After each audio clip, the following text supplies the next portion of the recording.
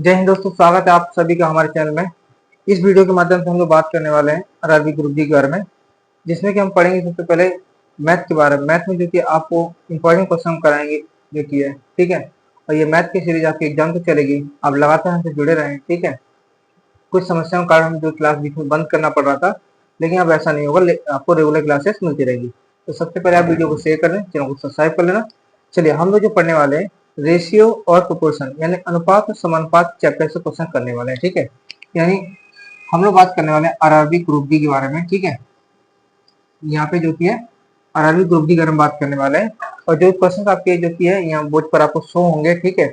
और आप उनको जो कि आसानी से अपनी कॉपी में नोट करके आगे कर सकते हैं, ठीक है। तो चलिए हम लोग स्टार्ट करते हैं बिना देर की ओर। तो सबसे पहला हमारा क्वेश्चन है, जैसा कि आप देख रहे होंगे स्क्रीन पर। हाँ, आपको क्वेश्चन देखने को मिलता रहेगा। जैसे पहला क्वेश्चन की एक गणित प्रश्नोत्तरी में कक्षा 10 के 64 विद्यार्थी भाग लेते हैं। यानी कितने विद्यार्थी? 64 विद्यार्थी हैं, ठीक है ना। 64 विद्यार्थी हैं, ठीक है। यदि लड़कियों की संख्या लड़कों की संख्या 16 दिखे, यानी लड़कियों की संख्या, लड़की मतलब गर्ल्स और बॉयज मतलब लड़के, ठीक है। यानी लड़कियों की संख्या लड़कों की संख्या से 16 अधिक है। यानी मान लेते हैं कि अगर लड़कों की संख्या x है तो लड़कियों की संख्या कितनी होगी? x प्लस 16 हो जाएगी, ठीक है। तो ये बोल रहा है, तो प्रश्नोत्तरी में भाग लेने वाले लड़कों की संख्या, भाग लेने वाले लड़कों की संख्या और विद्यार्थियों की कुल संख्या, और जितने भी टोटल विद्यार्थी हैं, टोटल स्टूडेंट, ठीक है, उनकी संख्या का अनुपात कितना होगा। तो ठीक है, इस क्वेश्चन को हम लोग करेंगे कैसे, देखिए ध्यान से। यानी आप यहाँ से देखिए, हमें चाहिए रेशियो किसका? हमें रेशियो चाहिए बॉयज और टोटल स्टूडेंट का, ठीक है। यानी देखिए, टोटल स्टूडेंट हमारे पास 64 है, यानी 64 अभ्यर्थी जो कि कुल है, ठीक है। यानी हमारे पास बॉयज का रेशियो नहीं दिया है। तो हम कहें कि जो कि गर्ल बॉयज की संख्या जो थी वो जो लड़कों की संख्या थी, जो लड़कियों की संख्या थी, लड़कों की संख्या से 16 अधिक थी। तो लड़कों की संख्या अगर x है तो लड़कियों की संख्या कितनी हो जाएगी? x प्लस 16 हो जाएगी, ठीक है। तो हम क्या करेंगे, कुल मिलाकर संख्या है तो ये हम लगाएंगे प्लस, ठीक है। और इक्वल टू दोनों मिला कितने आ रहे थे? 64 आ रहे थे, ठीक है। और मैं आपको बता दूं कि x और x मिलकर 2x हो जाएगा, और प्लस में 16 है तो प्लस 16 लिखेंगे तो इक्वल टू 64, क्लियर। उसके बाद 2x इक्वल टू 16 है, उधर जाकर माइनस कर देंगे, तो 64 में से 16 माइनस कर दीजिए आप, तो 2x बराबर हो जाएगा, ये क्या 14, 14 में 6 गया 8, 5 में से गया 4, यानी 48। यानी x बराबर कितना आ रहा होगा? 2 काटेंगे तो 24 आ रहा होगा। यानी x की वैल्यू कितनी आ गई? 24 आ गई। अब यही 24 वैल्यू अगर हम किसमें रखते हैं, हमने लड़कों की संख्या का अनुपात चाहिए, और लड़कों की संख्या का अनुपात x मानकर, और x की वैल्यू कितनी आ गई? 24। तो ये 24 रेशियो 64 हो गया। अगर हम इसे काट दें तो 8 से काटेंगे 3 बार में, और 8 से काटेंगे 8 बार में, यानी लड़कों की संख्या और कुल विद्यार्थियों की संख्या का अनुपात 3:8 आएगा, ठीक है। तो आप इसे नोट कर लीजिए। फिर हम लोग बढ़ते हैं अगले क्वेश्चन की तरफ,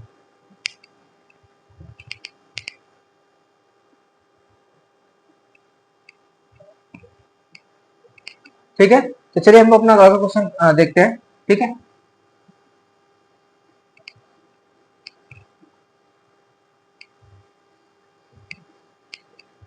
ठीक है, और अगला क्वेश्चन क्या लिखा है हमारा, और आप भी क्वेश्चन को भी कर सकते हैं, ठीक है। अगला क्वेश्चन है कि 1470 रुपए की राशि अनंत और मोहन के बीच में, यानी अनंत को हम ए से दिखाएंगे और मोहन को हम एम से दिखाएंगे, ठीक है। अनंत और मोहन के बीच में जो कि क्या करना है, बांट देना है, कितने रेशियो में? 3:4 में।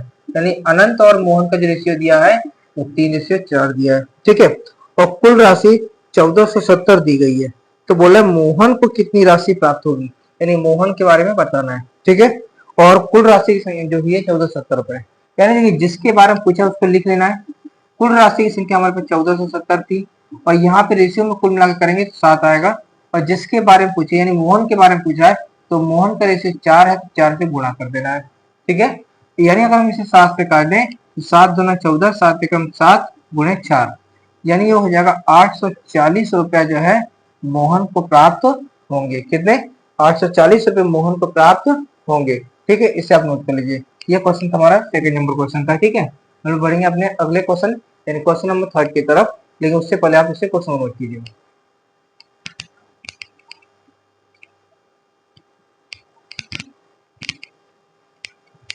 चलिए बढ़ते हैं हम लोग अपने क्वेश्चन, अगला क्वेश्चन, क्वेश्चन नंबर 3 की तरफ।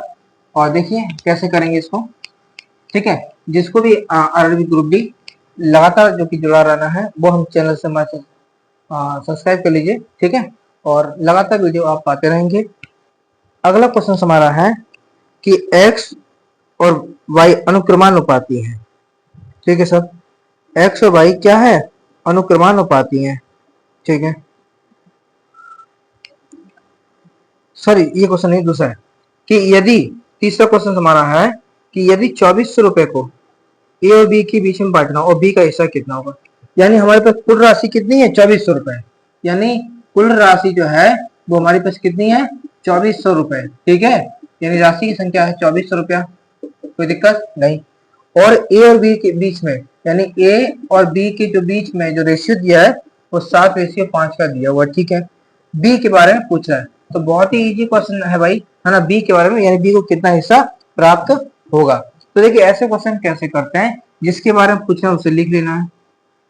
ठीक है, कुल राशि की संख्या हमारे पास कितनी है, 2400 रुपया। लेकिन रेशियो का जो कि हिसाब से 7 और 5 12 दी है कुल राशि। बी के बारे में पूछ रहा है तो बी कितना है, 5 है, तो 5 जिसके बारे में पूछे उससे गुणा कर देना है। ठीक है, अब 12 के पहाड़ा में 24 आता है 2 बार में और 2 जीरो पीछे लगे तो लगा देंगे। 200 को गुणा 5 में करेंगे तो 1000 रुपया आ जाएगा। कितना आ जाएगा, 1000 रुपया आ जाएगा। ठीक है, क्लियर हुआ कि नहीं। इस क्वेश्चन आप नोट कर लीजिए फर्स्ट तरीके से।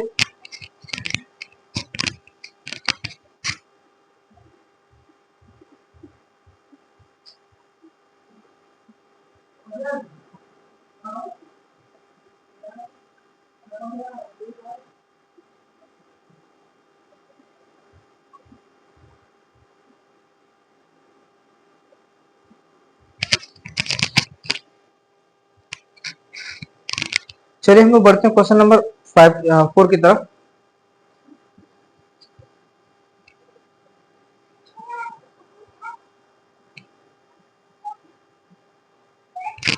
जहां हम वीडियो बना रहे हैं,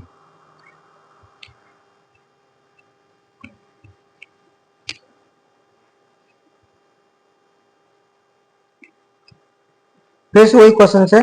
हाँ, बहुत इजी क्वेश्चन दिए हैं। क्या दिया है कि एक निश्चित राशि को एक्स और वाई के बीच में 4:3 में बांटना है। यानी जो राशि है एक्स और वाई के बीच में बांटनी किस रेशियो में, 4:3 में। यदि बोला वाई का हिस्सा 2400 रुपए है। कितना, 2400 रुपए है। ठीक है, यानी 2400 रुपया है। तो आपको बताना कुल मूल राशि, यानी कुल धन बताना है आपको। ठीक है, तो देखिए कैसे करेंगे ऐसे। तो सर अगर देखें यहाँ पे कुल मूलधन बताना है, यानी एक्स और वाई दोनों के पास में कुल कितना धनराशि है। जो 2400 रुपये दिया है उसको लिख लेना है।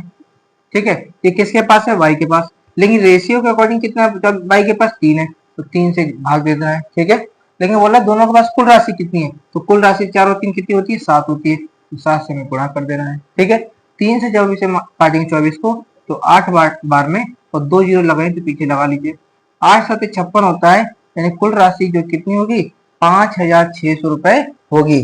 कितनी होगी, 5600 रुपए होगी। ठीक है, चलिए हम लोग अगला क्वेश्चन देखते हैं अपना।